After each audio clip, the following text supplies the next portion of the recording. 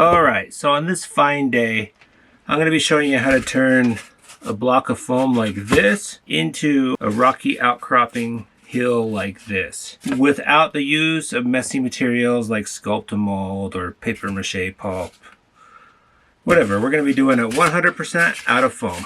I'm going to be using this tool, this little heat tool. These are cheap. I will have a link in the description if you want one.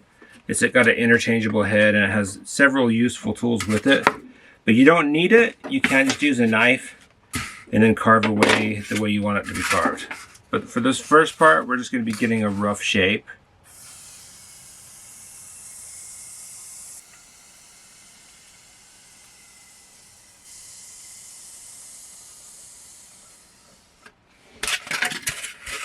And make sure you use any sort of heat tool in a ventilated area.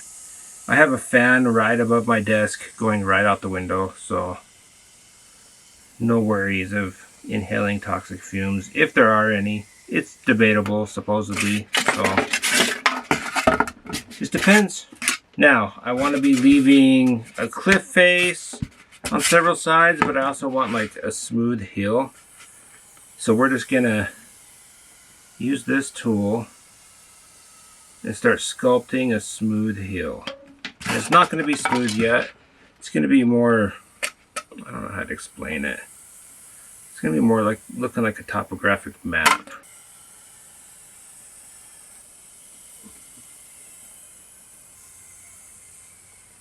That'll work for that side.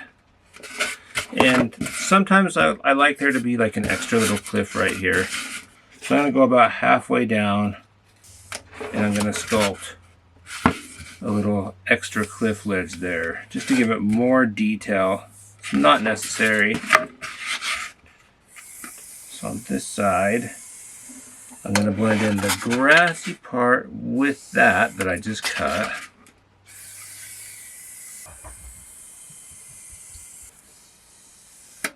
And the only reason I'm really using the heat tool is because using one of these creates a lot of static and then it's sticking all over my hands and it's kind of annoying.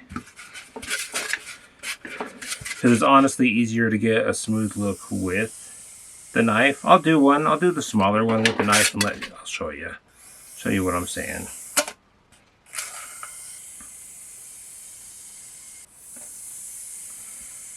Now if you're wanting a flat topped hill, that's perfect right there. So. But I don't quite want it flat topped. I want it to be kind of gradiating down. Do that.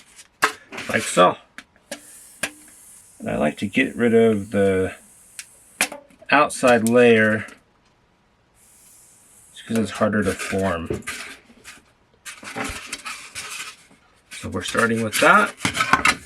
These materials and go right into the bin that I have underneath. But say I didn't have that, I can just cut this stuff off. It's going to be a bit more of a rough of a cut here. 1 second. Let me get it shaped first. It's a little bit more strength if you're cutting it like this. Not much. Average person can definitely cut it. And believe me, I'm an average person. So we got that. And then say we want one side cliff face, one side not. We can do the same thing with this guy. See, and this does the same thing. You can just straight up carve these like all the way smooth with the knife really easily. But as you can tell, I'm struggling with little pieces sticking to me. And if that kind of thing annoys you, it's definitely worth the small investment for a hot wire tool. So here's that guy. So the next step, pull out the heat gun. It takes a second to heat up, so as soon as it heats up, and again, you'll want to use this in a well-ventilated area just in case. And this is just going to melt the upper layer and start to smooth things out. Next step is I take my texture and we're going to even it out even more. This is going to both add texture and get rid of the sharp edges. You'll hear cracking because the heat gun melts the top layer of the foam and really hardens everything up. The next step, I'm using my slightly serrated knife, and I'm going to add rock faces to all the spots that are not smooth. And that's just going to be as simple as cutting a small layer of foam off. This gets staticky too, but I really like the texture, so the trade-off to me is well worth it. You don't have to do it this way. You could use the heat tool to make a stone look too. I just find that's not as realistic looking. So there is our rock face. Places like this are a little bit harder to get to. So I just kind of cut it out and then chisel off a little bit. I want to smooth out the bottom just a little with this.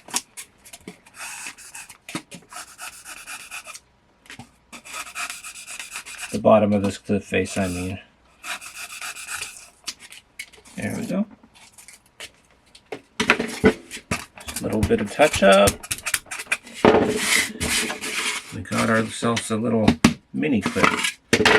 Some character could hide here and shoot over there or whatever. This build used to take me a long time. I just want you to know. At least 2 days of drying time. Thanks to the Sculptamold. They still take a little while because of the next details we're going to be adding. But way better than waiting for Sculptamold to dry. No hate on Sculptamold. It's fun. It's soothing to work with. But I just don't have the kind of time to wait and take up my space in my work area with something drying like that.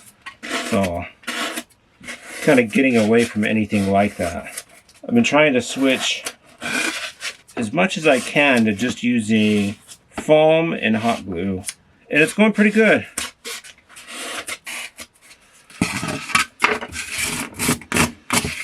Okay, so for the next step, we're going to need some scrap materials. You can use some of the offcuts that we use to cut these out and whatnot. And we're going to need hot glue. I'm going to be cutting out some various sized of these offcuts. We want some small and some large. And the offcuts, we're going to be making like little rocks that are sticking out of the ground like that.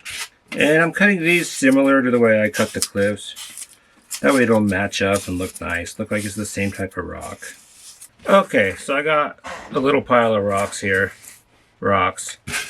Well, first, here's the problem. Say you want to add these rocks. They don't quite sit the way they should. So we're going to have to sink them down into the foam. And we're going to be doing that with this knife. You can use any sort of knife. I like to use this just because I have it on hand already usually. And we are just going to carve around it. You can also, if you're worried about moving around too much, you can trace around it and then carve it. But I just trace around it with my blade. And we're left with that. Originally, I was using my finger to push these in. We're pushing it down with this. But I got this little hammer, and the back end of it works a lot better, and it's heavier. So I just push this down in. So, once you got that little indent, this should fit perfectly in there and look like a rock that's half buried by ground. Glue that in there. Try not to use too much hot glue or it's going to poop out the edge. And the other thing I like about this hammer is that I can just smooth the edge over all the pieces. So there's no gap. Like that. And then after I add a few more to this piece, we're going to hurry and continue on to the rest. This process does take a little while, but it really doesn't take any longer than doing the Sculptamold. And it's dry, dry enough to paint right after you're done. Which is a plus in my book.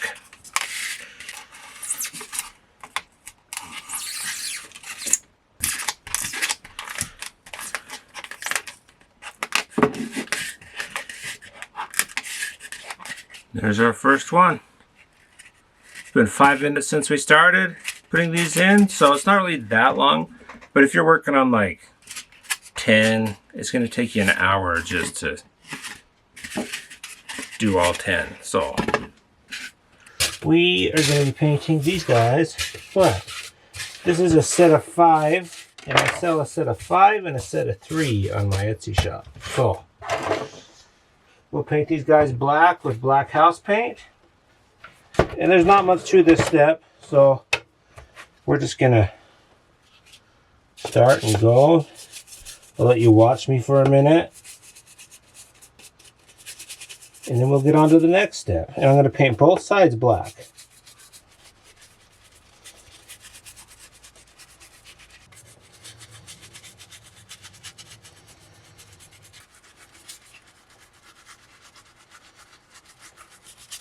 All right, I'm done painting the first coat. We're gonna go set that aside to dry.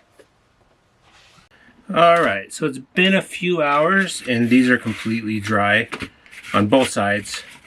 So we're just gonna start the paint job. I'm just gonna be doing a simple paint job, gray, brown, with a cream highlight.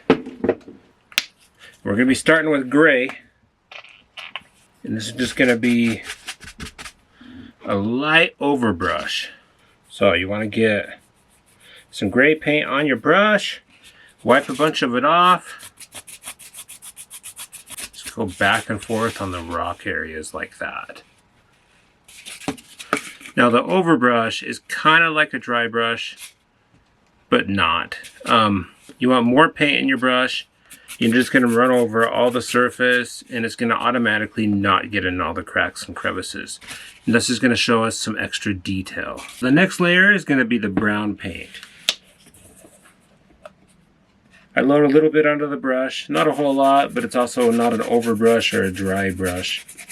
I'm just going to scrub it into all the areas that we are going to consider dirt. I'm also at the top of all these cliffs. I'm going to add a little bit of the brown color.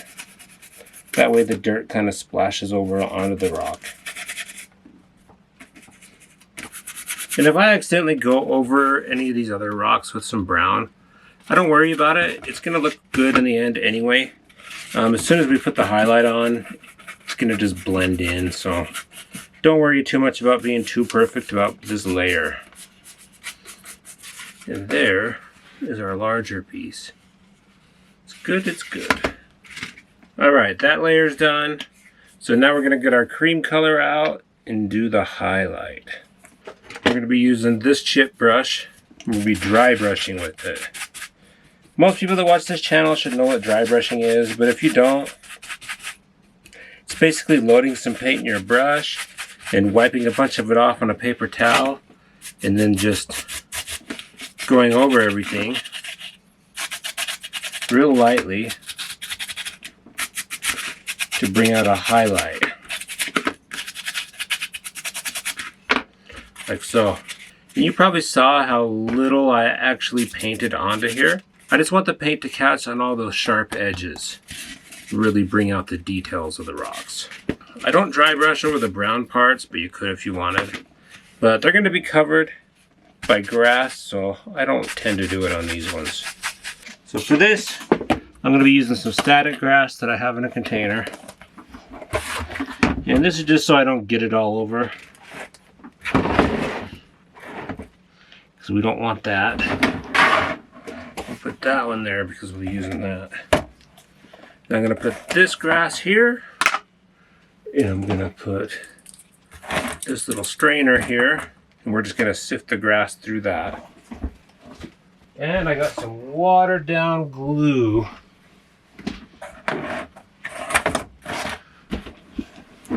And that's all we're going to need for the grass. I'm going to add some grass to this little sifter. And this is industrial strength PVA glue. It typically dries clear, but sometimes if I have it a little thick, it doesn't. So lately I've been adding just a little bit of the grass in with the mixture as I paint it on. And it also helps prevent everything from dripping down. I don't put too much in the mixture, it's just enough to lightly cover everything. You'll see There's a little bit of grass mixed in with that glue. Like I said, this industrial strength glue doesn't tend to dry as transparent as I'd like.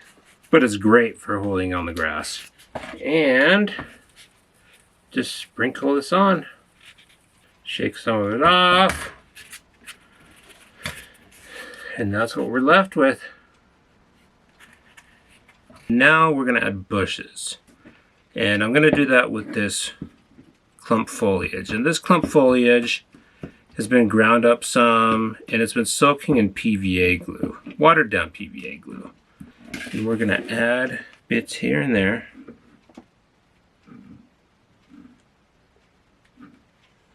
You should be able to see there's actually quite a bit of PVA glue soaked in to this clump foliage. And they're going to dry hard, which is nice because then you don't have to worry about them falling off or making a mess. And that's what we got. That was almost the last step. All that's left now is the varnish stage. But I'm going to let all this dry overnight and make sure these don't blow off when I varnish it. They're pretty loose right now, but in the morning they'll be dry and hardened up. It doesn't take overnight to dry. You could probably varnish it after a half hour to an hour. Probably an hour. But it's late where I'm at, so I'm going to go to bed, wake up in the morning, and finish varnishing it. And after I varnish it, we'll get into the glamour shots. Also, I do want to say, you may want to coat everything. If you're using a rattle can, you may want to coat everything in another layer of glue. And you can do that with your typical garden sprayer and watered down PVA glue. It works just fine. And I even imagine some watered down varnish would work like that as well. So go ahead and give that a try if you're just using rattle cans for your varnish. I'm spraying some pretty heavy duty stuff through my airbrush that's going to varnish it and really seal everything down.